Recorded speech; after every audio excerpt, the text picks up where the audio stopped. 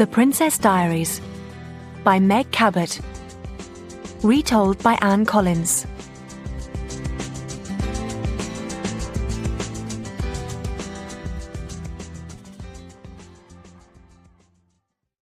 Chapter 1. I am Mia. My name is Mia Thermopolis. I'm 14 years old and I live in New York City. I live in an apartment in Greenwich Village, on the west side of the city. I live with my mom, Helen, and my cat, Fat Louie. My mom is an artist. She paints pictures. I'm a freshman, a 9th grade student at Albert Einstein High School. My best friend is Lily Moskovitz. Lily isn't pretty, but she's very smart. She is interested in politics and ecology. Lily writes reports about the people of New York and their problems. Then she makes films of her reports. She has her own TV show, Lily Tells It Like It Is. Lily's mom and dad are doctors. They're both psychoanalysts. Psychoanalysts find out about people's feelings. Lily has an older brother named Michael. My parents never got married. They stopped loving each other before I was born. 14.5 years ago, they broke up their relationship. My parents' relationship ended, but they're still friends. My dad doesn't live in New York. He lives in a small country called Genovia. It's near the border of France and Italy. My dad is an important person in the government of Genovia. I visit my dad every Christmas and summer. I stay with him and Grandmère, my grandmother, in her house in France. I'm not very popular at school. I don't have lots of friends, and I don't have a boyfriend. No boy has ever asked me out on a date because I look strange. I look like a freak. I'm the tallest girl in my grade. I have huge feet and very curly, light brown hair. I'm also very thin. I want to look like Lana Weinberger. Lana Weinberger is in my grade, and she's beautiful. She has long blonde hair and big gray eyes. Lana is going out with Josh Richter. She's dating the best-looking boy in the school. Josh is really gorgeous. He has blonde hair and blue eyes.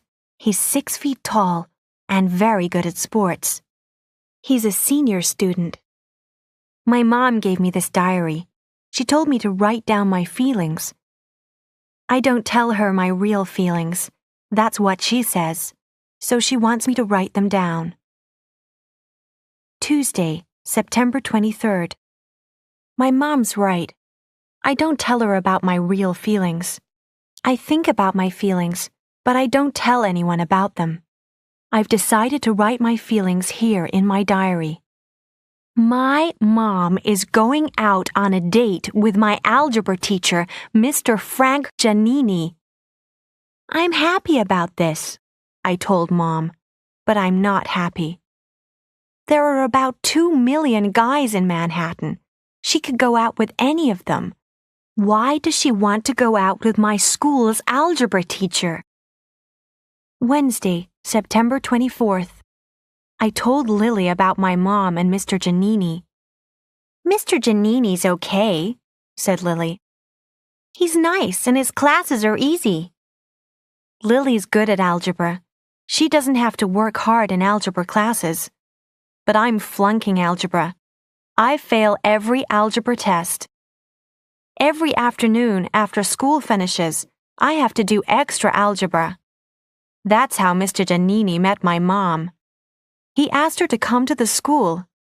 Mia is flunking algebra, he told her. She needs to do extra work. Then he asked my mom out on a date. I don't understand you, Mia, said Lily. Why are you hiding your real feelings? Talk to your mom. You're not happy about her and Mr. Giannini. Tell her this. But I can't talk to my mom. She's very happy about her date with Mr. Giannini. She's being really nice to me. Last night, she made a special meal for me. Pasta with lots of vegetables. I'm a vegetarian, so I don't eat meat. I think about my mom kissing Mr. Giannini. Then I think about Lana Weinberger and Josh Richter. I saw them kissing last week. I want Josh Richter to kiss me like that. Thursday, September 25th. Today, Mr. Giannini asked me a really easy question, but I didn't hear it. I just sat there looking at him. What? I said. Then Lana Weinberger leaned over my desk and stared at me. Her long blonde hair touched my desk. Freak, she said. I went to Lily's apartment after school. Her parents, the doctors Moskovitz, were there. Your mother is dating your algebra teacher, Lily's mother said. How do you feel about that? I feel fine, Dr. Moskovitz, I said, but I was lying. Lily's older brother, Michael, was also in the apartment. He's a senior student, like Josh Richter. But Michael doesn't play sports like Josh. Michael is only interested in computers. He spends a lot of time in his room, working on his computer. He writes an online magazine called Crackhead. Your mom is dating Frank Giannini? Said Michael, and he laughed. Friday, September 26th. This afternoon, during my algebra class, Mr. Giannini spoke to me quietly. He started talking about his date with Mom. Mia, I'm going out with your mother, he said. Are you unhappy about that? Oh no, Mr. Giannini, it's okay, I said. I felt my face becoming red. It's only for one date, isn't it? Well, maybe I'll take her on more than one date. I really like your mother. Okay, I said. But if you make her unhappy, I'll kill you. I've been very rude to a teacher. Did I really say that to him? Mr. Giannini smiled. Mia, I'm not going to hurt your mother, he said. I will never upset her. That evening, when my mom was out with Mr. Giannini, my dad called from Genovia. He wanted to talk to Mom. He sounded very weird. His voice was really strange. I didn't want to tell him about Mom and her date with Mr. Giannini. I lied. She's working in her art studio, I said. Saturday, September 27th. I went into the kitchen early this morning.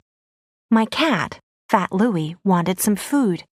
My mom was there, and she was making pancakes.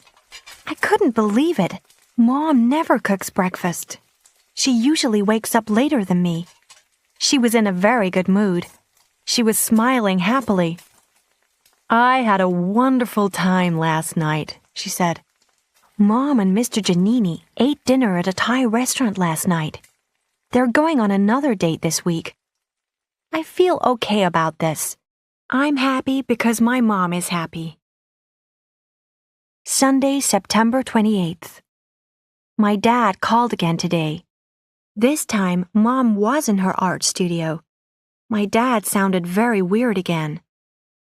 Monday, September 29th. Today, Mr. Giannini was in a very good mood. Suddenly, he started talking about the school play.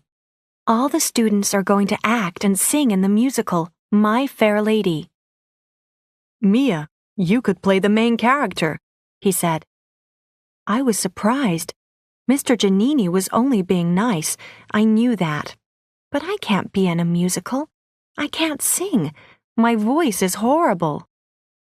Later, when I was with Lily, Lana Weinberger came up to us. She started calling me a freak again. Josh Richter was with her. I knew why Lana said this. She wanted to hurt me, and she wanted Josh to see my unhappiness. Leave us alone, Weinberger, said Lily angrily. Lana started to argue with Lily, but Lily isn't afraid of Lana. She just laughs if people say bad things to her.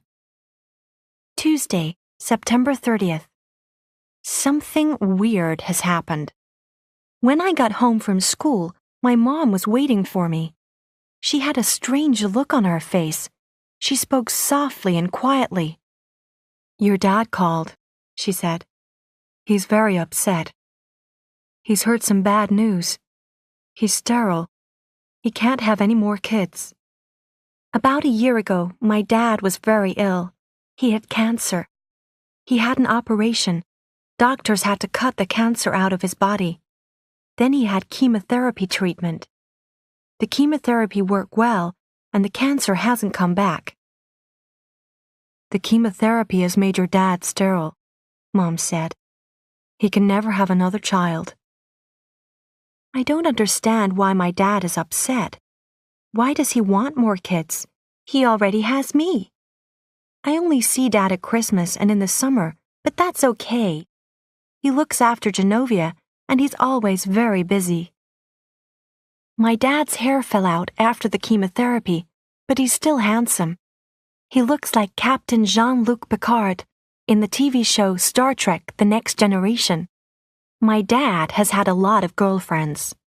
He brings them to Grandmère's house in France. They love the 27 bedrooms, the ballroom, the swimming pools, and the farm. But Dad never goes out with any girl for more than a few months. "Dad is flying here to New York tomorrow," said Mom. "He wants to talk to you, Mia."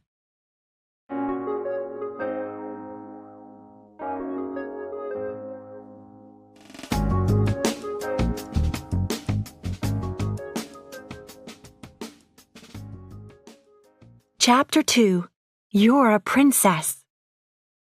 Wednesday, October 1st. My dad has arrived in New York.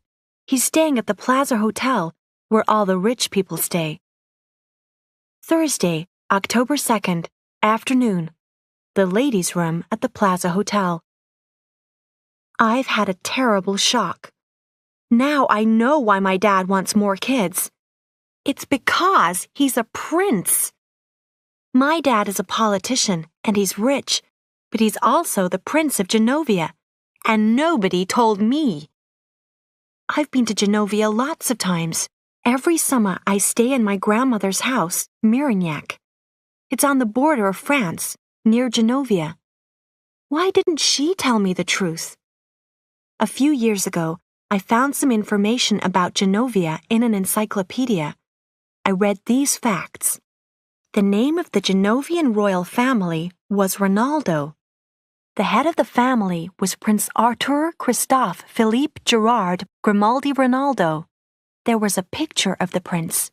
He had thick brown hair and a mustache. My dad's family name is also Rinaldo.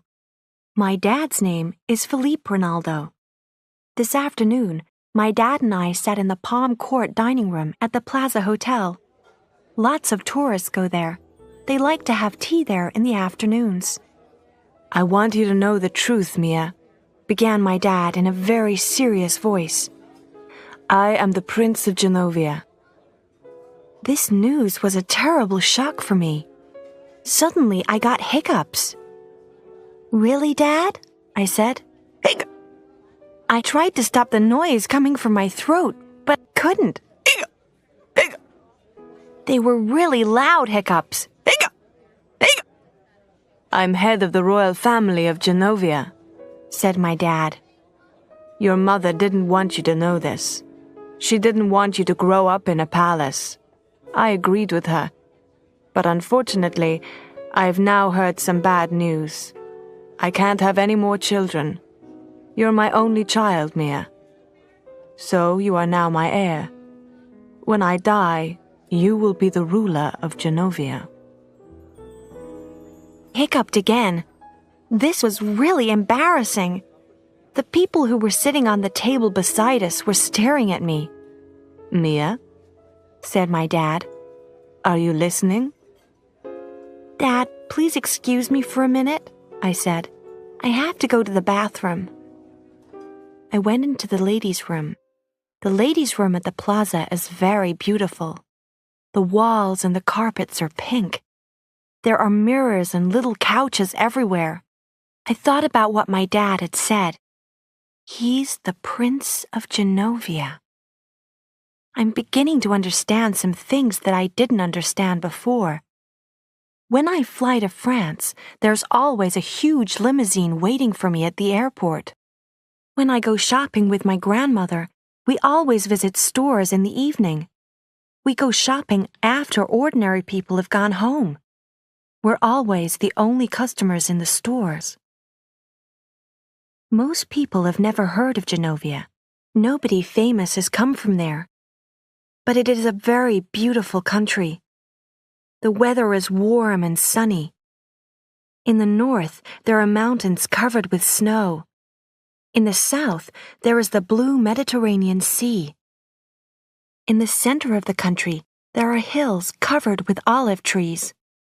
Olive oil is Genovia's main export. Genovia sells a lot of olive oil to other countries. There's a royal palace in Genovia. I've passed it lots of times when I was in the car with Grandmère, but she never told me who lived in it. My hiccups have gone now. I'll go back to my dad. Late afternoon, the Penguin House at Central Park Zoo. I've had a second shock. I'm not going to tell anybody about my family. I'm not even going to tell Lily. She won't understand. No one will understand. I'm really upset. This is what happened. When my hiccups disappeared, I returned to the Palm Court dining room. My dad was speaking on his cell phone. He was talking to my mom. "Yes, I told her," he was saying. "No, she doesn't seem upset." He looked at me. "Are you upset?" "No," I said. I wasn't upset. Not then. My dad ended the call. "Did you understand what I told you, Mia?" he asked.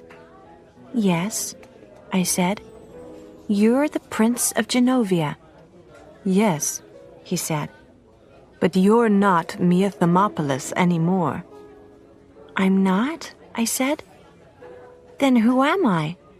"You're Amelia Mignonette Grimaldi Thermopolis Rinaldo, Princess of Genovia," said my dad, a little sadly. "What? A princess? Me? It can't be true." My mouth opened, but no words came out. I started to cry. My dad leaned across the table and touched my hand. "It won't be so bad," he said. "You'll like living at the palace in Genovia with me. You can visit New York. You can see your friends as often as you want." Then I got mad. I was so angry that I stopped crying. "I don't want to live in Genovia," I said in a loud voice. Everyone in the dining room turned and looked at me. My dad was shocked. "Mia," he said, "I thought that you understood." "I understand only one thing," I said. "You lied to me all my life. You never told me the truth about your family. And why do I have to live with you in Genovia?" I stood up quickly and ran out of the hotel. I ran all the way down the street and into the middle of Central Park. It was getting dark, but I didn't think about this. Suddenly I saw the gates of the Central Park Zoo.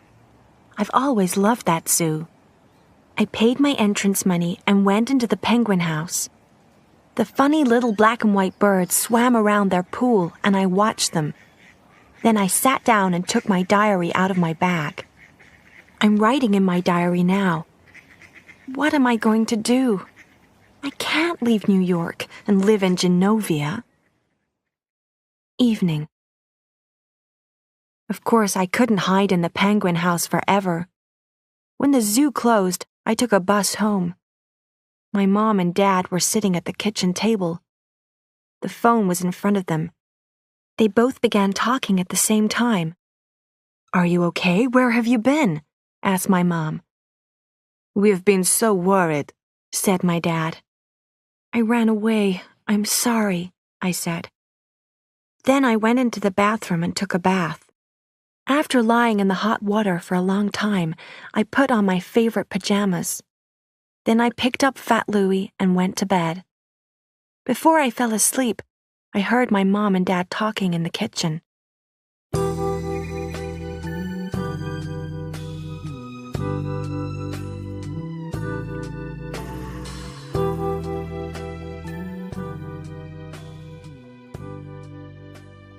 Chapter 3.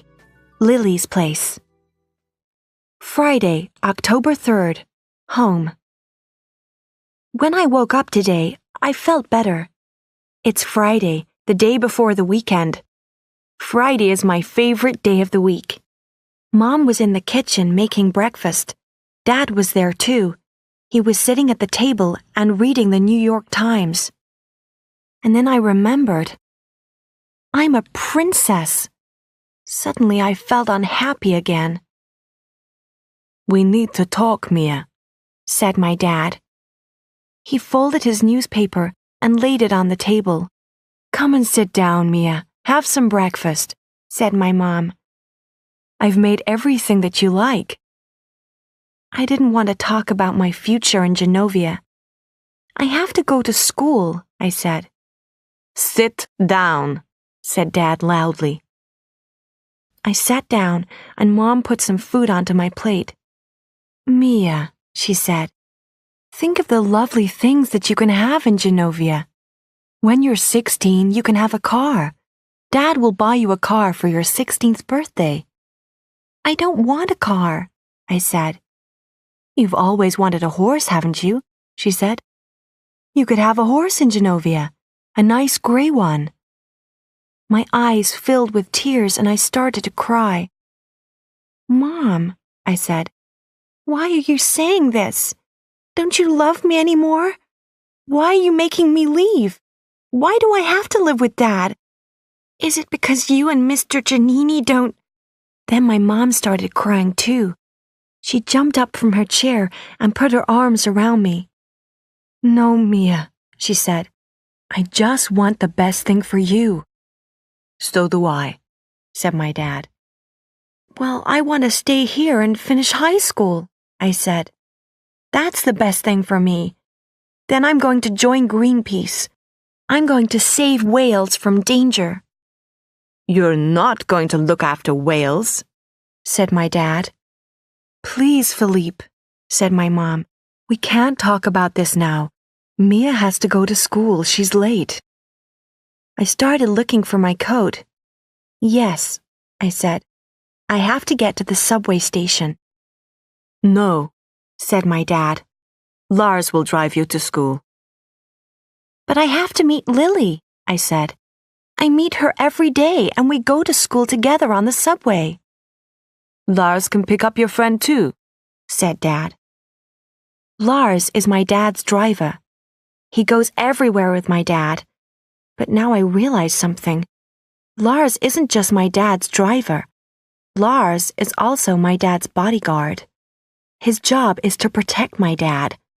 Lars came up to the apartment and walked downstairs to the car with me. It was really embarrassing. Algebra class.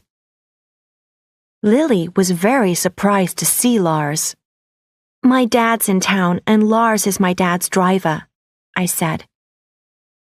"Why are your eyes red?" asked Lily. "Have you been crying? What's happened?" "Nothing has happened," I said. I didn't want to tell Lily the truth. Now I'm sitting here in the algebra class, but I feel better. Nobody can make me be a princess. This is America. People are free in America. They can live in any place and in any way that they want. If I don't want to be a princess, I don't have to be one. I'll tell my dad tonight. Late evening, Lily's bedroom. I didn't go to my extra algebra class with Mr. Giannini this afternoon.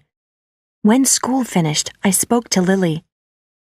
"Can I stay at your place tonight?" I asked.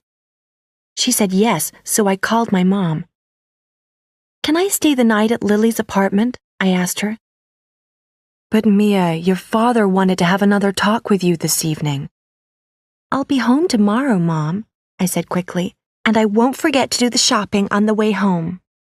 Saturday, October 4th, early morning, Lily's place. I always have a great time when I stay with Lily. The Moscovitzes are nice and their apartment is huge. Lily's parents, the doctors Moscovitz, never forget to pay bills. They always have delicious food in their refrigerator. They even buy vegetarian food for me to eat. I love my mom very much, but she spends a lot of time in her art studio. She doesn't spend much time at home with me. Sometimes Mom forgets to pay the bills. Sometimes she even forgets to buy food. I want my mom to be like Lily's mom. I want my dad to be like Lily's dad. At Lily's place, I can relax. I feel very comfortable and happy there. When I'm with the Moscovitzes, I don't worry about algebra. I don't worry about being a princess. Last night, Lily's parents went out, so Lily and I climbed into their huge bed and watched James Bond movies on their big TV. Then Lily's brother, Michael, came into the room. "Your dad is on the phone," he said to me. "I don't want to speak to him," I replied. "Okay," said Michael. "You and Lily already went to bed. I'll tell him that." Michael went and spoke to my dad again. Then he came back and watched James Bond movies with us. We had a really good conversation about our favorite actors and actresses. When Lily's parents came home, Lily and I went back to her room. "Mia, who do you prefer?" asked Lily. "Josh Richter or my brother Michael?" "Josh Richter," I said. "I'm in love with Josh Richter. He's the best-looking boy in the school. I love his blonde hair and blue eyes." But later, I thought about Michael.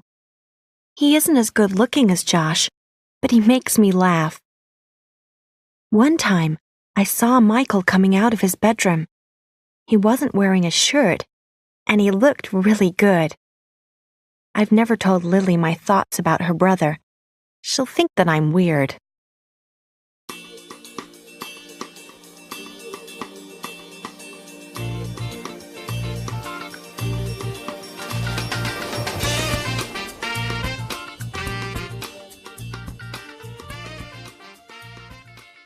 Chapter 4. The Thermopolis-Ronaldo Agreement. Saturday, October 4th, afternoon. I stayed at Lily's place as long as I could today, but I was worried about my mom and dad. I didn't go home last night. Were they angry all night? I came home after lunch. I've always been a good daughter. I don't smoke cigarettes and I don't take drugs. I do my homework most of the time, and people trust me. I'm an honest person. When I got home, my mom was reading a magazine. She always goes to her art studio on Saturdays. But today, she had stayed at home waiting for me. My dad was there too. He was reading the New York Times. "We must talk," he said. "Please, Dad," I said. "I need time to think about things." "I know," said my dad. Then my mom came over and put her arms around me. "We're so sorry, Mia," she said. I was very surprised. Why were my parents being so nice? Why weren't they angry with me? "This is difficult for you, Mia," said my dad. "We understand that now, so we've done something to make things easier." My dad pulled a document from his pocket and put it on the table in front of me. I started to read it. The Thermopolis-Ronaldo Agreement. I, Artur Christophe Philippe Gerard Grimaldi Ronaldo, make this agreement. My daughter and heir, Amelia Mignonette Grimaldi Thermopolis Ronaldo, can stay at her school, Albert Einstein High School, but she must spend every Christmas and every summer in Genovia. I felt very happy. Then I read the rest of the agreement. I, Amelia Mignonette Grimaldi Thermopolis Ronaldo, will do my duties as heir to Artur Christophe Philippe Gerard Grimaldi Ronaldo, Prince of Genovia. I will become the ruler of Genovia when he dies. I will also go to all the functions of state. What are functions of state? I asked. Special ceremonies, said my dad. When an important event happens in the world, every country sends someone, a representative. For example, when the leader of a country marries or dies, a representative of the Genovian royal family goes to the ceremony. You're the Princess of Genovia, so you will go to these functions of state. You will represent Genovia. But I don't know how to behave like a princess, I said. That's okay, said my dad. Grandmère will teach you. I thought about this. How can Grandmère teach me? She's not here in New York, she's in France. I signed my name at the bottom of the agreement. Evening. It's Saturday night, and I don't have a date with a boy. I'm spending the evening with my dad. I'm always at home on Saturday nights. Boys don't want to go out with me. My mom has gone out on a date with Mr. Giannini. She was wearing a small black dress and high-heeled shoes. My dad stared and stared at her. She looked really beautiful. Usually my mom isn't very interested in clothes. I phoned a restaurant that delivers food to the apartment. I ordered a pizza and some salad. It was a delicious meal, but my dad wasn't interested in the food. He watched sports programs on TV and drank whiskey. Then he fell asleep. I tried to call Lily, but her phone was busy. Maybe Michael was chatting online with a friend. Michael uses his computer a lot. He works on his magazine, Crackhead, and chats online with his friends for hours. He uses his computer to send instant messages. He has conversations in internet chat rooms. I really wanted to speak to Lily. I wasn't going to tell her about being a princess, but sometimes just talking to Lily makes me feel better. I watched my dad sleeping. I started to get bored. I decided to send Michael an instant message. I wanted him to go offline, then I could call Lily. Michael and I use different names when we chat to each other online. I'm FT Louie, which means Fat Louie. It's the name of my cat. Michael uses the name Crack King, a criminal who sells drugs. Michael is clever and funny. He's always making jokes.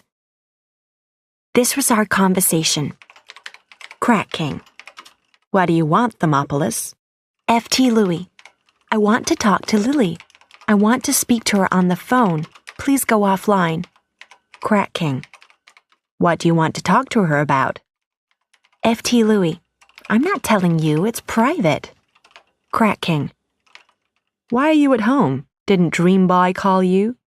Didn't he ask you out? FT Louie. Who's Dream Boy? Crack King. Josh Richter, of course.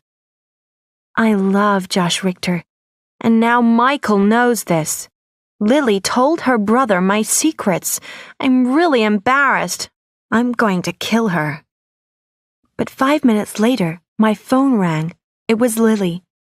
You wanted to talk to me? She said. Michael told me. Michael can be so nice sometimes. Sunday, October 5th. I didn't go to Mr. Giannini's algebra class on Friday, and he told my mom. I can't believe it. I had to stay at home today. I had to study algebra with my dad. There's an algebra test at school tomorrow. I must not flunk it. I've written an important algebra formula on the bottom of my sneaker. I can look at the formula during the test. Monday, October 6th, 3 a.m. I've been awake all night. I've been worrying about the algebra formula that's on my shoe. What will happen if someone sees it? If I look at the formula, I'll be cheating. I'll no longer be an honest person. I'll have to leave Albert Einstein High School if someone finds out about this, and I'll never get a job at Greenpeace. 4 a.m. I tried to wash the formula off my sneaker, but it won't come off. I can't wear my boots instead of my sneakers. The laces of my boots are broken. 7 a.m.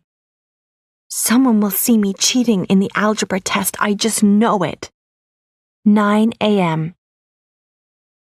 I'm in the girls' room at school. Lana Weinberger came in and she saw me washing the bottom of my sneaker. Then she started brushing her long blonde hair and staring at herself in the mirror. I couldn't wash the formula off my sneaker, but I'm not going to look at it during the test. Evening. Okay. I looked at the formula during the test, but it didn't help me at all. I got all the answers wrong anyway. I can't even cheat well. I have so many things to worry about.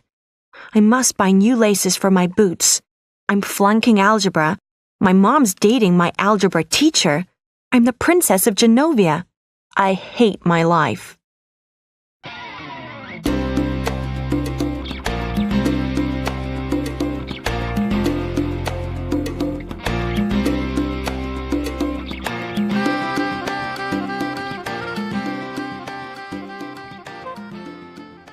Chapter 5. Grandmère. Wednesday, October 8th. Grandmère's here. She's not here in our apartment, but she's here in New York. She's staying at the Plaza Hotel with my dad. Maybe Grandmère won't come to our apartment. She hates cats, and Fat Louie is here. Also, Grandmère will hate Greenwich Village. No one is allowed to smoke cigarettes in the restaurants here, and she smokes all the time. Why did she have to come here? Why? Why? Thursday, October 9th. I found out why Grandmère has come to New York. She's going to give me princess classes. This is terrible. I can't write anymore. Friday, October 10th. Yesterday, after school, I had my first princess class. It's not a joke. Every day after my algebra lesson with Mr. Giannini, I have princess classes at the plaza with my grandmother. I signed the Thermopolis-Ronaldo agreement. My dad reminded me about this. The princess classes are part of my duties as my dad's heir. That's what I agreed to. I checked the agreement. But I couldn't see anything in it about princess classes. Grandmère is staying in the penthouse suite of the plaza. She's staying in the huge luxury rooms on the top floor of the hotel. Everything in the penthouse is colored pink. There are pink walls, pink carpets, pink drapes, and pink furniture. There are lots of vases of pink roses, too. Grandmère's name is Clarice Marie Ronaldo. She is my father's mother. She is the Dowager Princess of Genovia.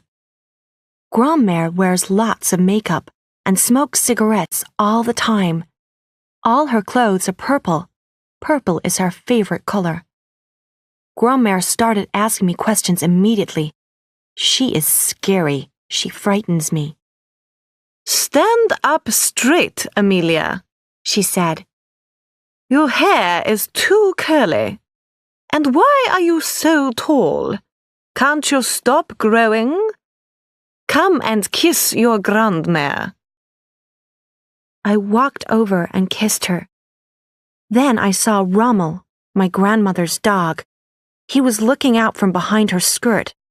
He's 15 years old, and he was wearing a purple jacket. It's the same color as Grandmère's dress. "Now," said Grandmère, "you are Princess of Genovia. You cried when your father told you the news? Why?" Suddenly I felt very tired. I sat down on one of the pink chairs. "Oh, Grandma," I said in English, "I don't want to be a princess. I just want to be me, Mia." "Don't call me Grandma," said Grandmère. "I'm your grandmère. Speak French when you speak to me. Sit up straight in that chair, and your name isn't Mia, it's Amelia." She sat down in the chair next to me. "Don't you want to be a princess?" Grandmère, I said. "I can never be like a princess." "You are your father's heir," said Grandmère in a very serious voice. "When your father dies, you'll rule Genovia." I stared at Grandmère, and she stared at me. "I have a lot of homework today, I said. Is this princess class going to take a long time? We'll begin classes tomorrow, she said. You'll come here in the afternoons, after school. Write a list before you come here tomorrow.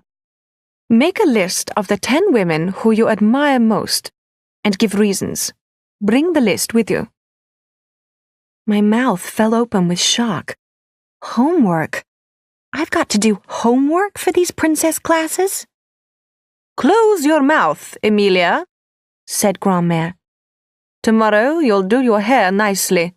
You'll wear lipstick and paint your nails with nail polish. And you won't wear those big, ugly boots. Now, I have a dinner appointment. Goodbye. Today, I borrowed one of my mom's lipsticks and took it to school.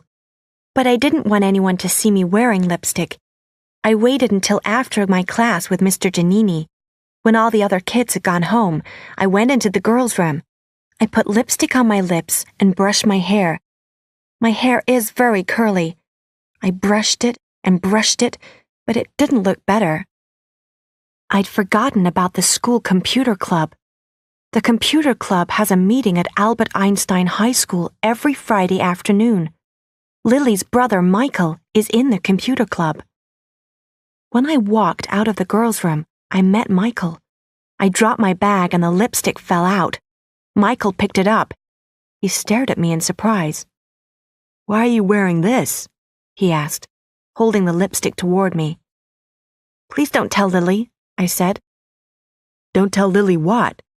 he said. "Where are you going? Are you going on a date?"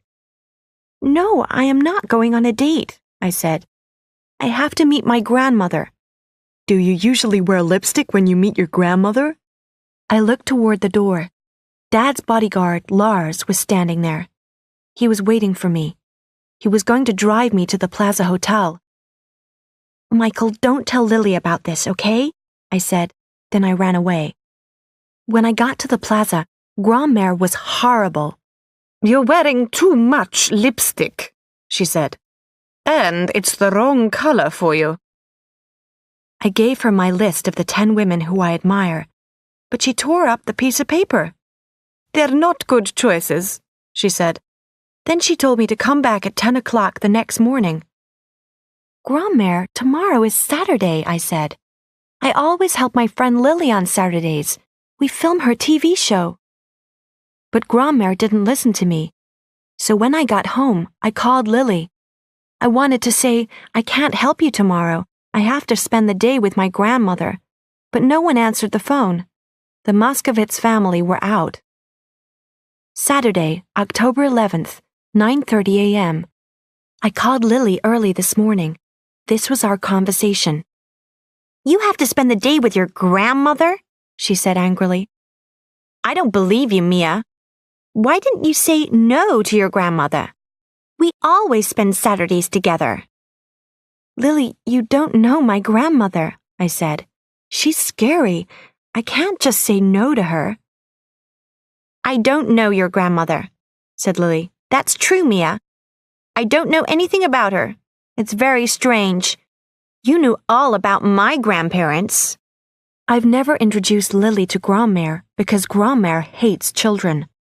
Also, she hates hearing about poor people's problems. Lily makes TV films about the problems of poor people. I can't introduce Lily to Grandmère now. I'm a princess. I don't want Lily to know about my future life in Genovia. "Well, come to my place tonight," Lily said. "I have to finish my film. You can help me." Then she hung up the phone. Now I'm in the car with Lars. We've just arrived at the Plaza Hotel. I'm going to meet Grandmère.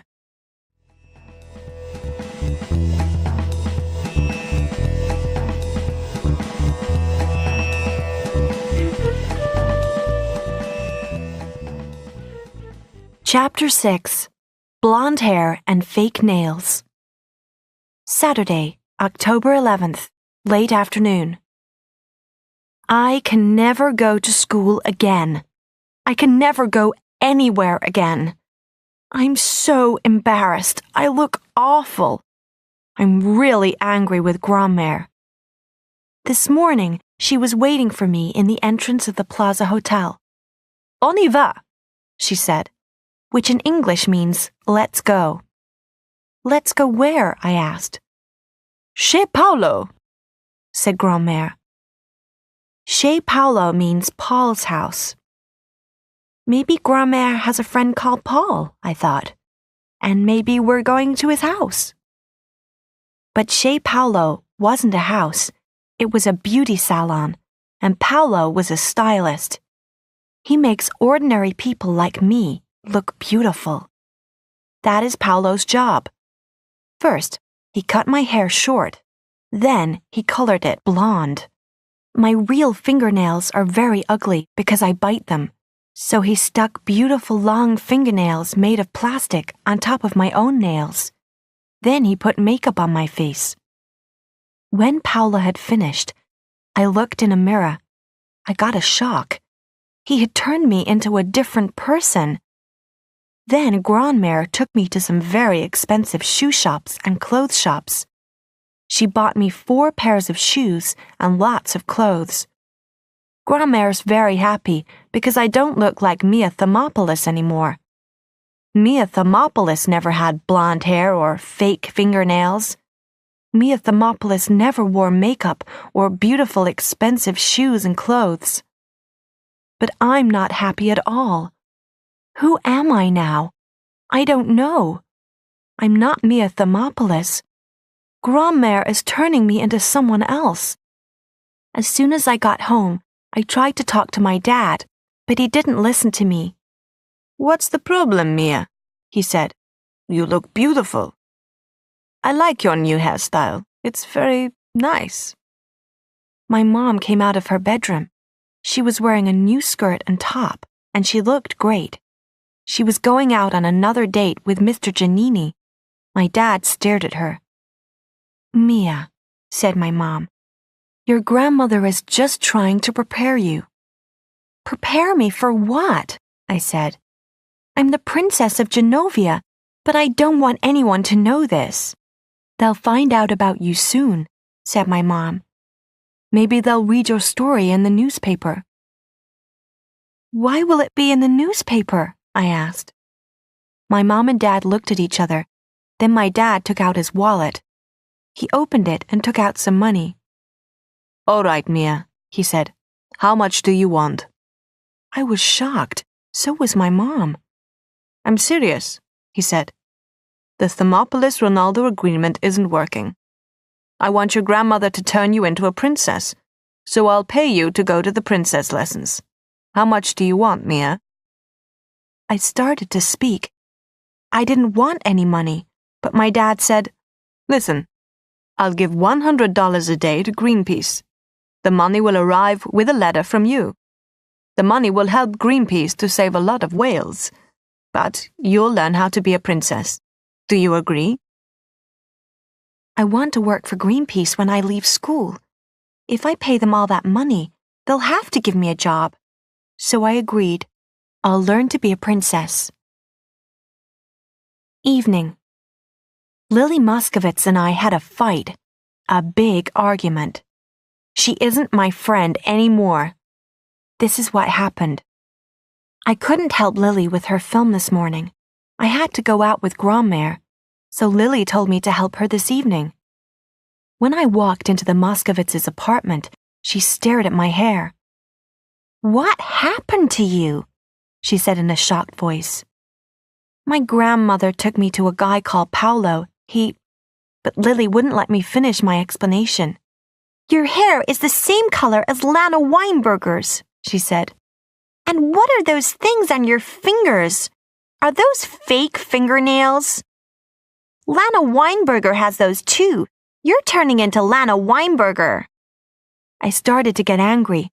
I am not turning into Lana Weinberger. This wasn't my idea, I said. It was my grandmother's decision. I had to agree. Why didn't you say no to your grandmother? Said Lily. I asked you to help me, but you said no. Then your grandmother told someone to cut off your hair. She told them to color it yellow. And you let her do this. I got really mad. It had been a very difficult day. "Lily," I said angrily, "shut up." I've never told Lily to shut up before. Why was Lily telling me what to do? Then Michael came out of his bedroom. When he saw me, he looked very surprised. "What did you just say to me?" said Lily. She was angry now. "My mom, my dad, my grandmother, and my teachers are always telling me what to do," I said. "You're my friend. Now you're telling me what to do too." "What is your problem?" said Lily. "I don't have a problem," I said. "But you seem to have a big problem with me, so I'm leaving. And," I said, opening the door, "my hair is not yellow." I went home and took a hot bath. Then I picked up Fat Louie and got into bed. Lily hasn't called and apologized. I'm not going to call her first. I looked in the mirror a few minutes ago. My hair doesn't look so bad. 11:59 p.m. Lily still hasn't called. Sunday, October 12th, morning. Something has just happened. It was very embarrassing. I walked into the kitchen to get some breakfast. My mom and Mr. Giannini were sitting at the table. They were eating pancakes. They were very surprised to see me. "What are you doing here, Mia?" asked Mom. "You were going to stay at Lily's place last night." I didn't reply. At that moment, I wanted to be at Lily's place. I didn't want to see Mr. Giannini having breakfast in our kitchen. He had spent the night at our place with my mom. I didn't want to know this. "Frank missed his train home last night," said my mom. "So I asked him to spend the night here. He slept on the couch in the living room." She was lying. I knew that. But I didn't say anything. Late morning. After breakfast, my mom and Mr. Giannini went to Central Park. They asked me to go with them, but I didn't go. I have lots of homework to do. That's what I told them. Maybe they'll kiss each other. I didn't want to see that. People kiss on TV, and that's okay. But my mom kissing my algebra teacher? No. Afternoon. I've just turned on my computer. I've got an email from Michael Moskovitz. He's going to help me with my extra algebra. I can't believe it. Wasn't that nice of Michael?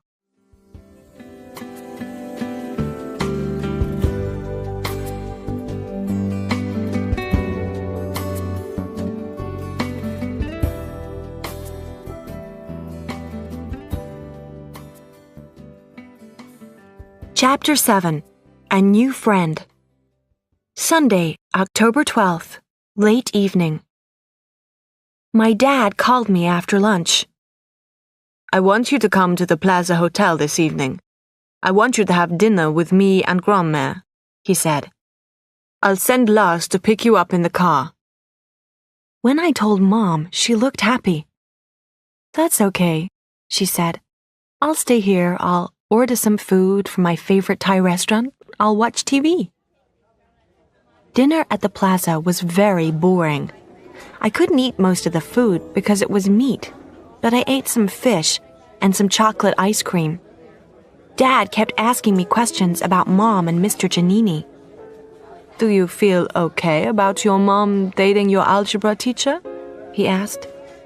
Why is my dad asking me this? My mom likes Mr. Giannini, I know that.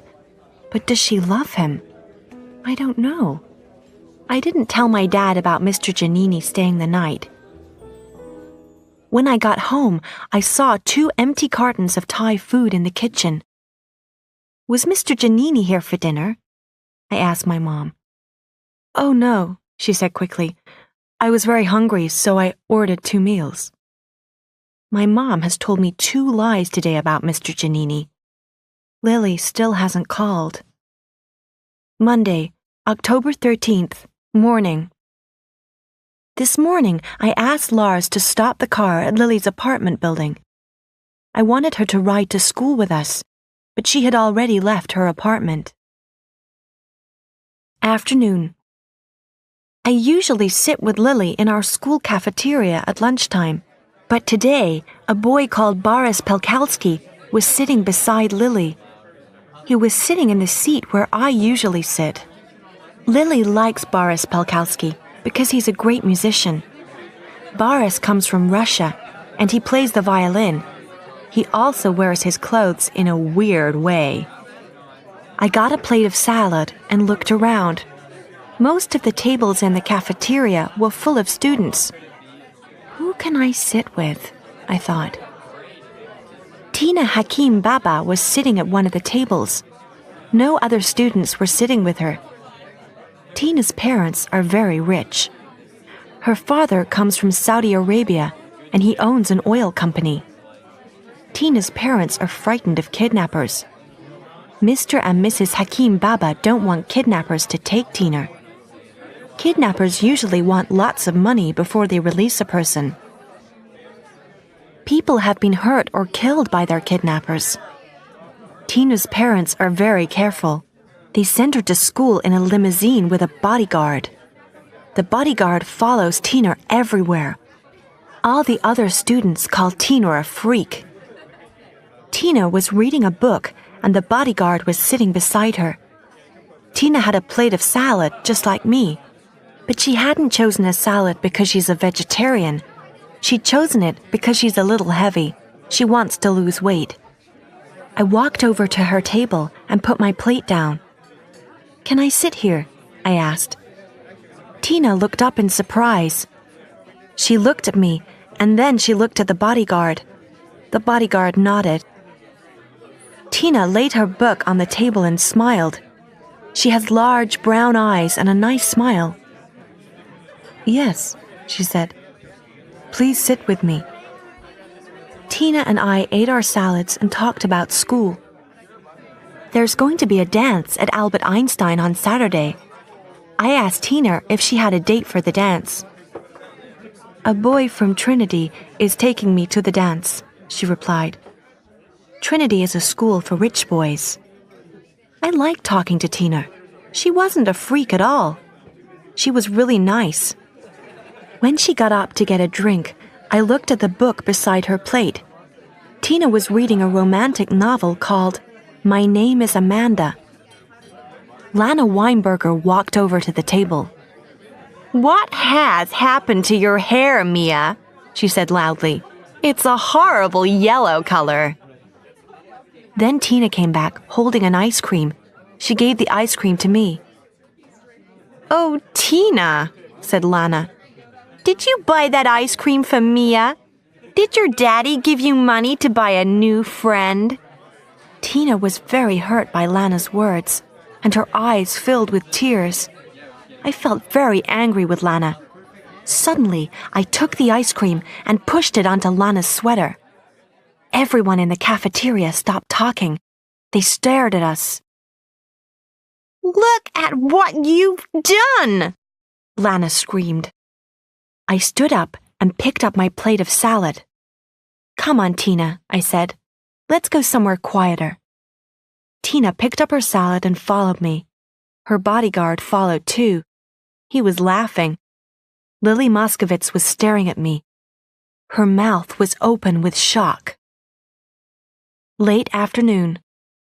I'm in a lot of trouble. I'm sitting in Principal Gupta's office. Principal Gupta is the head of the school. I was sent here because I pushed ice cream into Lana Weinberger's sweater. I'm worried. What's going to happen?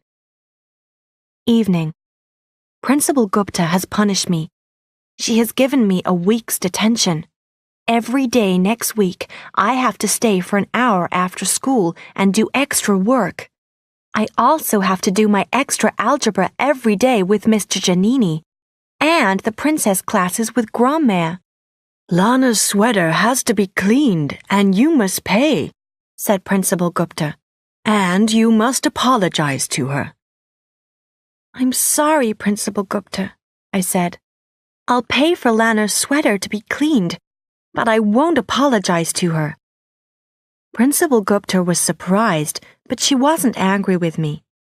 Mia, she said quietly, I'm worried. You've never been in trouble before. Is everything all right? Do you have any problems at home? I thought about all my problems. My mom is dating my algebra teacher.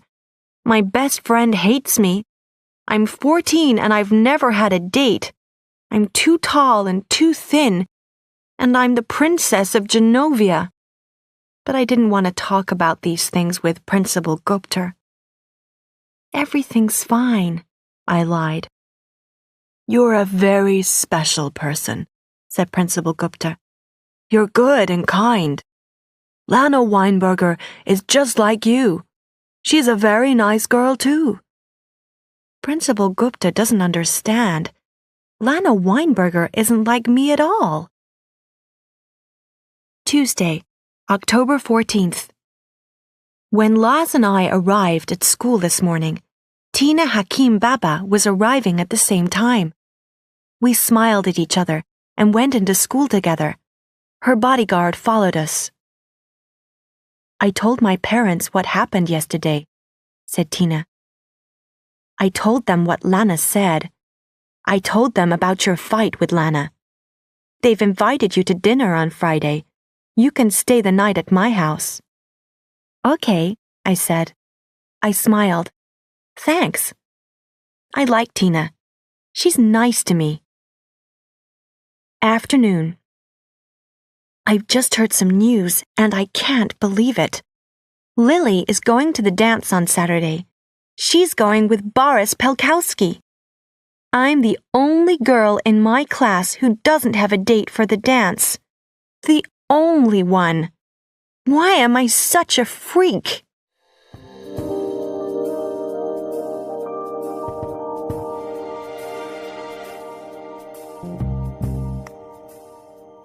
Chapter 8. In the News. Tuesday, October 14th. Evening. This afternoon, while Michael Moskowitz was helping me with my algebra, he asked me a strange question. Are you doing anything on Saturday evening? A teacher came into the room before I could reply, but I knew what Michael was going to ask me. He wanted me to meet him on Saturday. He was going to help me. He was going to give me some extra algebra work. I don't want to do extra algebra, not on the weekend. Grandmère is very happy. She heard about my friendship with Tina Hakim Baba. Tina's father is a rich Saudi Arabian prince. He knows lots of other rich people. Wednesday, October 15th. When I got to school today, lots of kids were staring at me. Maybe there was something wrong with my hair. I went into the girls' room to look in the mirror. Some girls saw me. They ran out of the room laughing. Late morning.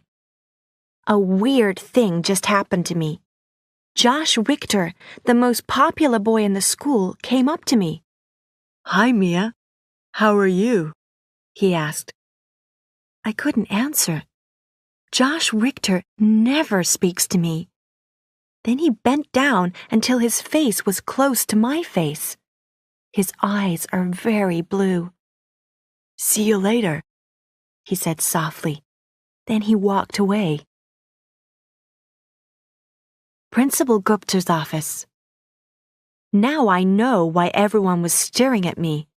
I know why the girls ran out of the girls' room. I know why they laughed at me. I know why Josh Richter spoke to me. My story is in the news. My picture is on the cover of the newspaper, the New York Post. The picture shows me leaving the Plaza Hotel on Sunday night. Over the photo are the words, Princess Amelia. Underneath the picture are the words, New York's Royal Princess. Mr. Giannini saw the picture on his way to work. He called my mom, but she didn't hear the phone, so he called my dad at the Plaza Hotel. My dad told him to bring me to Principal Gupta's office. While I waited for my dad, I looked at the New York Post on Principal Gupta's desk. I read the story about me. It was by a reporter called Carol Fernandez. She wrote about my mom and dad, too. She called my mom the black-haired artist, Helen Thermopolis. She called my dad the handsome Prince Philippe of Genovia. And she called me the tall and beautiful Princess of Genovia. Carol Fernandez must be crazy. I'm not beautiful. Mia, you're a princess, said Principal Gupta. Why didn't you tell me? I didn't want anyone to know, I said. Here comes my dad now. Afternoon. I'm mad with my dad. He made me stay at school and go back to my classes. You don't understand, Dad, I said. All the kids are laughing at me. Why did you tell Carol Fernandez about me? Me? Said my dad in a surprised voice. I didn't tell that reporter anything. Then he looked at Mr. Giannini. Mr. Giannini was standing by the door. His hands were in his pockets. It wasn't me, replied Mr. Giannini. I didn't speak to Carol Fernandez. I hadn't heard of Genovia until this morning. Well, somebody told the newspapers about Mia, said my dad. I'm going to call Carol Fernandez and ask her. Then he told Laz to go with me to my classroom. Dad, I don't need a bodyguard, I said. Mia, said my dad, Genovia is a small country, but it's very rich. Maybe someone will try to kidnap you. Dad, no one is going to kidnap me, I said. But my dad didn't listen. Now I have a bodyguard just like Tina Hakim Baba. Everyone will laugh at me even more. Late afternoon. Suddenly, I'm very popular. When I walked into the cafeteria at lunchtime, Lana Weinberger came up to me. Hey, Amelia, she said, come and sit with us. Lana wants to be my friend now because I'm a princess. No thanks, Lana, I said. I have someone to sit with. I went to sit with Tina. Lana looked shocked. Everyone in the cafeteria was staring at our table. Tina looked at me sadly, but she didn't say anything. Tina, I said at last, if you don't want to sit with me, I'll understand. Tina's eyes filled with tears. What do you mean, Mia? She said. Don't you like me anymore? Of course I like you, I said. But everyone is staring at us because of me. No, Mia, she said. They are not staring because of you. Everyone always stares at me. They stare at me because of Wahim. Wahim is Tina's bodyguard. He and Lars were sitting together at our table. The two men were talking about guns. I got mad then. I wasn't mad with Tina. I was mad with everyone else at Albert Einstein High School. Nobody talks to Tina. She's a freak, they say. She's weird. But she's a really nice girl. I want to sit with you, Tina, I said. Tina looked happier then. She started reading another romance today. She told me all about it. When Michael Moskovitz was helping me with my algebra, we had this conversation. Lily joined in too. Michael. So you're the Princess of Genovia. When were you going to tell your friends? Me. I didn't want anyone to know. Michael. Why? It's not a bad thing. Me. Are you joking? Of course it's bad. I don't want a different life. I don't want to be a princess. Lily. Mia, your dad has more than $300 million. He's never worked for it. I read this in a newspaper. Did this money come from the poor people of Genovia? Michael. Lily, no one in Genovia has to pay anything to their government. The country is very rich. Everyone in Genovia has a good education. Maybe Mia's father gets paid well because he works very hard for his country. You're jealous. Lily. I am not. Michael. Yes, you are. Mia got a new hairstyle and she didn't ask for your advice first. That's why you're jealous. Then you stopped talking to her and she found a new friend.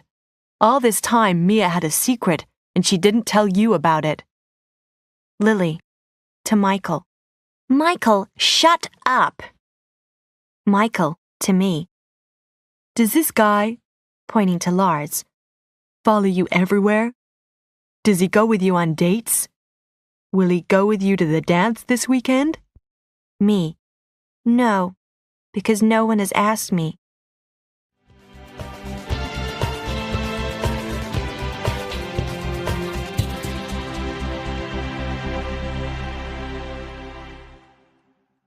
Chapter 9.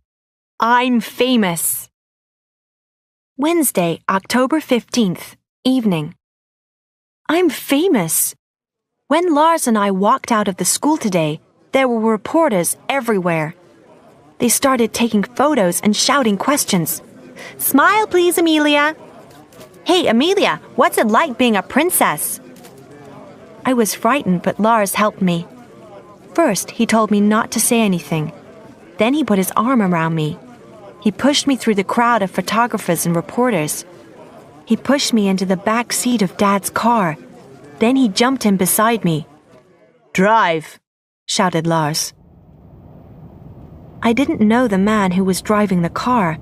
My dad was sitting next to him. Where will I go to school now, Dad? I asked. You can stay at Albert Einstein High School, said my dad. Lars will go with you every day. He'll protect you.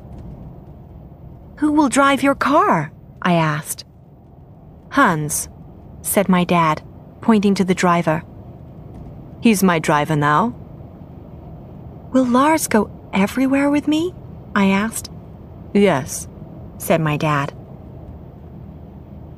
Suddenly I understood. I'll never be able to go anywhere alone again. I don't want to be a princess anymore, I said. You can take back your money. Tell Grand-mère to go back to France. I've had enough. It's too late, Mia, said my dad. You're the Princess of Genovia. Everyone knows that. Tomorrow there will be photos of you in every newspaper in America. Later. My mom spoke to my dad. Now he's mad with her. Clarice talked to Carol Fernandez about Mia, didn't she? Said Mom. My mother didn't tell that reporter about Mia, said my dad angrily. Why do you think that? Maybe your boyfriend Frank Giannini spoke to the reporter. Then my mom got mad too. Get out, she said in a cold voice. Leave my apartment. You don't like my mother, so you can't see the truth, said my dad angrily. The truth, said my mom. I'll tell you the truth, Philippe. Your mother. I went to my room. I didn't want to hear the fight between my parents. But is my mom right? Did Grand-mère tell Carol Fernandez about me? Thursday, October 16th. This morning, my picture was on the covers of the Daily News newspaper and the magazine New York Newsday. The picture was also in the New York Times. There were more reporters waiting for me outside school today. Lars held my arm and we ran into school together. As we ran, the reporters were shouting questions. Amelia, who do you like best, Leonardo DiCaprio or Prince William? Princess Amelia, why don't you eat meat? Afternoon. Something very surprising has happened. I was in the cafeteria with Tina and Laz and Wahim. We were eating our lunch. Suddenly, Lana Weinberger put her tray down next to mine. I'm not joking. Lana Weinberger sat beside me. Then someone else put down a tray on the table. It was Josh Richter. Hey, he said. He sat down in the seat next to me and started eating. Are you going to the school dance this weekend, Mia? Asked Lana. Josh's parents are away. After the dance, we're all going to a party at Josh's place. Will you come too? I'm sorry, I said. I can't. Lana stared at me. "What do you mean, you can't?" she said. "I've heard about the seniors' parties. Everyone drinks lots of alcohol and gets very drunk. My mom won't let me go to a party like that," I said. "Don't tell your mom the truth," Lana said. "Say to her, I'm spending the night with a girlfriend." But I could never tell this lie to my mom. "I'm sorry," I said. "Everyone drinks a lot of alcohol at those parties. I don't drink alcohol. Alcohol is a poison. I don't like putting poison into my body." "I can understand that," said Josh Richter suddenly. "Josh," said Lana, laughing. "You drink more than anyone in the whole school." Josh didn't laugh. He just stared at Lana with his blue eyes. It wasn't a very nice stare. Late afternoon. When class is finished, Josh was waiting outside my classroom. "Hey," he said. Then he smiled. It was a big smile that showed all his teeth. They were very white. "Are you going to the dance with anyone?" he asked. I dropped my book in surprise. I bent down to pick it up. "No," I said in a weak voice. "Oh, well, I'll see you," said Josh. Then he left. I'm still shocked. Josh Richter talked to me today. Twice. Evening. This evening, Grandmère wanted to have dinner at an expensive restaurant. She wanted us to go outside the Plaza Hotel for a meal. "There will be reporters outside," she said. "I'll teach you what to do." But when we came out of the hotel, the reporters weren't there. "Wait 1 minute," said Grandmère. She went back into the hotel. I got into the car. She came out of the hotel again a little later. When we arrived at the restaurant, lots of reporters were waiting. I was very surprised. Immediately, they started taking photos and shouting questions. I turned to Grandmère. "You called these reporters, didn't you? You told them about our plan to eat here. Did you tell Carol Fernandez about me too? Did you give her my story for her newspaper?" "Of course," said Grandmère. "You have to learn how to live with reporters, Amelia. It's part of being a princess." "Dad and Mom had a big fight about the report in the New York Post," I said. "But Mr. Giannini didn't talk to Carol Fernandez, did he? You did. I'm going to tell Dad the truth. He's going to be really mad at you, Grandmère." "No, he won't be mad," she said. "That story in the Post was only the beginning. Soon you'll be on the cover of Vogue magazine, and then—" "Grandmère," I shouted, "I don't want to be on the cover of Vogue." When I got home, I called my dad.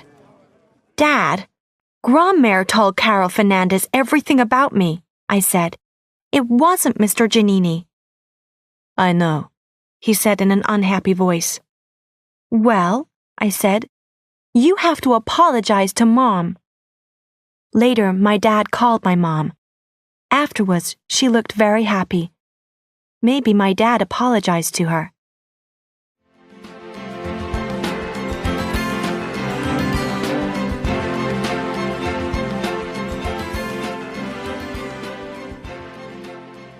Chapter 10. My First Date. Friday, October 17th. Josh and Lana have broken up. I can't believe this. Josh has ended his relationship with Lana. He doesn't want her as his girlfriend anymore. Everyone in school is talking about it. When I saw Lana, she looked awful. Her eyes were red. She had been crying. After the first lesson, Josh Richter came up to me after my English class. "Hey, Mia, who are you going with to the dance tomorrow?" he asked. No one?" I replied. "Well, why don't we go together?" he said. I couldn't speak for a minute. Josh Richter and me on a date. Then I heard a tiny voice inside my head. He's only asking you because you're the princess of Genovia. But I didn't want to listen to the voice. Yeah, okay, I said. That might be fun. Fine, said Josh. I'll come for you at 7 o'clock. We'll go to a restaurant, Tavern on the Green, and have dinner first. Late morning. I'm going to the dance with Josh, and Lily has found out. Now she's speaking to me again, but she only says bad things about Josh. He's just broken up with Lana, she said. He broke up with her 16 hours ago. Then this afternoon he asks you out. He's bad, Mia, and he takes drugs. Some of Josh's friends take drugs, this is true. But does Josh take drugs? I can't believe that. Lana looks so sad, and Josh doesn't seem to care. He and his friends sat with Tina and me at lunch today, but Josh and his friends didn't talk to us. They just talked to each other. I feel bad about Lana, but I still want to go to the dance with Josh. Evening. My princess class with Grandmère ended after an hour. This is because I'm going to spend the night at Tina's place. I told Grandmère about the dance and Josh's invitation. Grandmère was very pleased. She called a famous fashion company. She made an appointment for me tomorrow. I'm going to their store to choose a new dress. After I left Grandmère's suite, I went to Tina's huge luxury apartment. Tina has 3 little sisters and a baby brother. She also has a big TV in her room and a Sony PlayStation. Tina's parents are really nice. Mr. Hakim Baba isn't well. He has a problem with his heart. He can't eat meat. He only eats vegetables and rice. Mrs. Hakim Baba is very beautiful. She's British and she has blonde hair. She used to be a fashion model. Her picture was once on the cover of Vogue, but she doesn't work now. Tina showed me her dress for the dance. It's very pretty.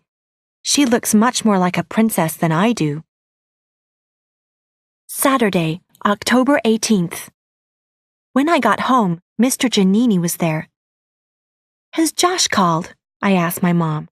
You don't mean Josh Richter, do you? Asked Mr. Giannini. Yes, I said. I'm going to the dance with Josh tonight. But what about Lana Weinberger? Asked Mr. Giannini in a surprised voice. She is Josh's girlfriend. They broke up, I said. Who's Josh Richter? Asked my mom. He's the most gorgeous boy in the school, I said. Well, he's the most popular, said Mr. Giannini. But he isn't the right kind of boy for Mia. Oh, said my mom. Then I have to talk to Mia's father. She called my dad at the Plaza Hotel. As she was speaking to him, the front doorbell rang. Mr. Giannini opened the door. I'm Clarice Marie Rinaldo, the Dowager Princess of Genovia, said a loud voice. Who are you? It was Grandmère. She had come to our apartment. She was going to take me shopping. She stared at Mr. Giannini. Grandmère, I said. They won't let me go to the dance. My mom was still talking to my dad on the phone.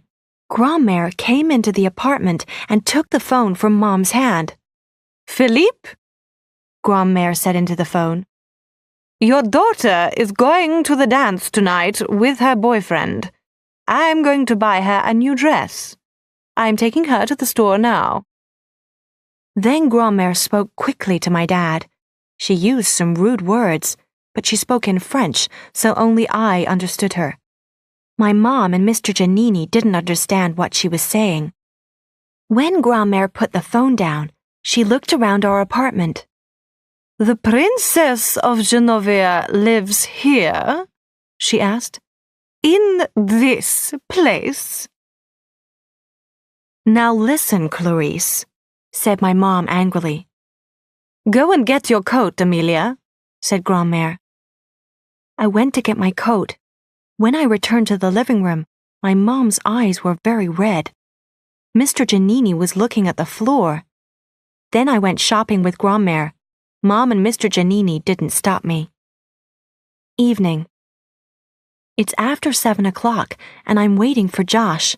I'm sitting and writing my diary.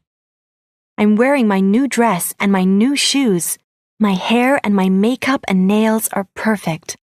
My dress is pale blue silk, and it's beautiful. My dad is sitting at the kitchen table. My mom keeps looking at the clock. You can go out with Josh, said my dad. but Lars has to go with you. My dad looked at his watch. It's 7:15, he said. Josh Richter is late. The front doorbell has just rung. Josh is here. The ladies' room, Tavern on the Green. I'm sitting in the ladies' room of the restaurant, Tavern on the Green. Josh was good with my parents. My dad asked him lots of questions. Questions such as, what car are you driving? What time will you be back? Which college are you going to after high school? Josh answered all my dad's questions politely. He even called my dad Sir. Then Josh and Lars and I went down to the street. Josh had come in his father's car. We got into it. Lars drove and Josh and I sat in the back seat. We talked for a few minutes, but then a strange thing happened. Josh and I didn't have anything more to say to each other. We didn't talk for the rest of the ride to the restaurant. I don't have this problem with Lily's brother, Michael. Michael Moskovitz and I never stopped talking. When we got to the restaurant, Josh's friends and their girlfriends were sitting at a big table. Josh ordered bottles of champagne. Then, without asking me, he ordered steaks too. But I'm a vegetarian and I won't eat meat. I haven't eaten my steak and Josh hasn't noticed. He's talking and laughing with his friends. He hasn't spoken to me since we got to the restaurant. He has ordered more and more champagne. Why does he want to drink so much? This evening is not going well, so I came into the ladies' room, but I'll have to go back to the table soon.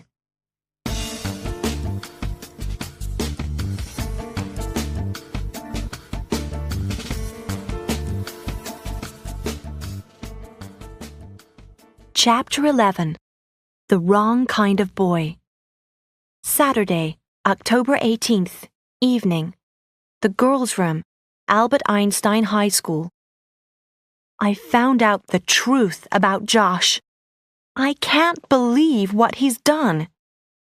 We stayed in the restaurant for a long time. Josh and his friends drank 9 bottles of champagne. We were late getting to the dance. When we arrived at the school, there were lots of news reporters' vans outside the building. There was a big crowd of reporters. They were shining big, bright lights onto the steps at the front of the school. Some reporters were checking their cameras and tape recorders. Others were talking on their cell phones. They were all waiting for someone. Me. Who told all the reporters that I was coming to the dance? Not Grandmère this time. Lars was very angry when he saw the crowd, but Josh didn't care. Come on, he said to me. We'll run up the steps into the school while Lars parks the car. Josh held my hand and pulled me out of the car. Then he pulled me up the steps to the school doors. When the reporters saw me, they shouted, "It's her!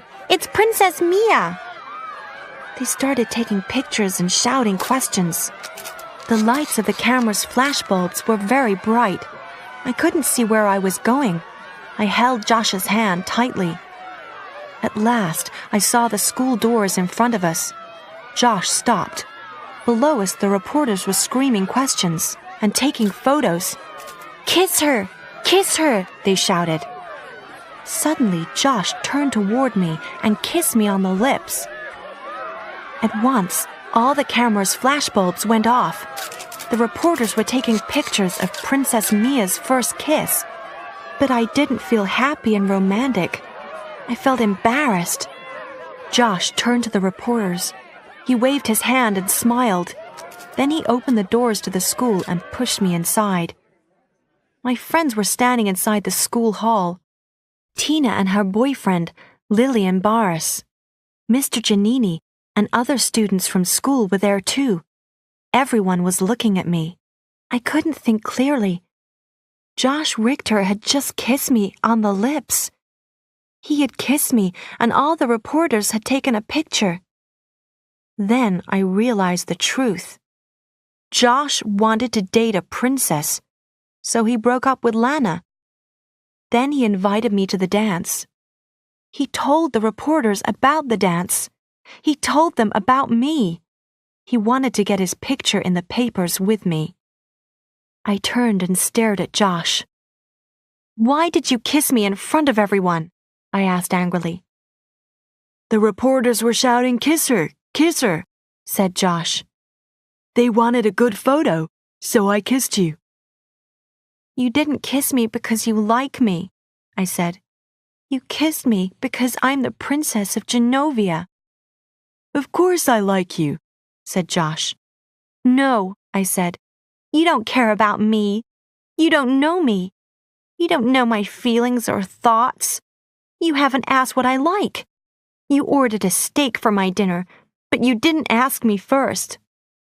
My friends were all staring at Josh. "Mia is a vegetarian, you idiot," said Lily. "Oh, sorry," said Josh. But he didn't sound very sorry. "Are you ready to dance?" I didn't reply. I didn't want to dance with Josh. I turned and walked away into the girls' room. Tomorrow, pictures of Josh kissing me will be in all the newspapers. Will the words, "Young Royal is in love," be above the pictures? I'm not in love with Josh anymore. I don't want a boyfriend like him. He only wants me because I'm a princess. When my dad sees the photos, he's going to be really mad. Then I heard Lily and Tina's voices. They had come into the girls' room. "Are you okay, Mia?" Lily asked in a kind voice. "I'm sorry about everything. Come and join us." "I can't," I said. "You all have dates." "I don't have one." "Michael is here," said Lily. "He doesn't have a date." "Michael Moskovitz is at the dance? I'm coming out." Sunday, October 19th, Lily's place. Lily and I aren't fighting anymore, and Lily and Tina have become friends. There weren't any pictures of Josh kissing me in the newspapers today. There was more important news. Yesterday, Iran attacked Afghanistan. All the news reports were about the fighting. I had a wonderful time with Michael at the dance. We talked a lot, and we danced together. It was wonderful standing close to Michael and holding him. Then we all went back to Lily's place in Tina's car. I called my mom.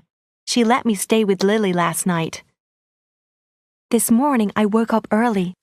I can hear Lily's family making breakfast in the kitchen. I am so happy. Evening. My apartment.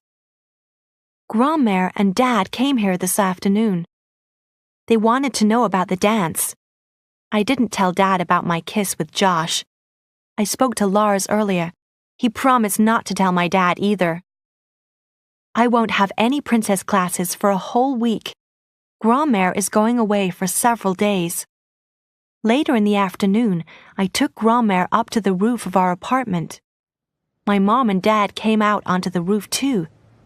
There is a wonderful view of the city from our roof.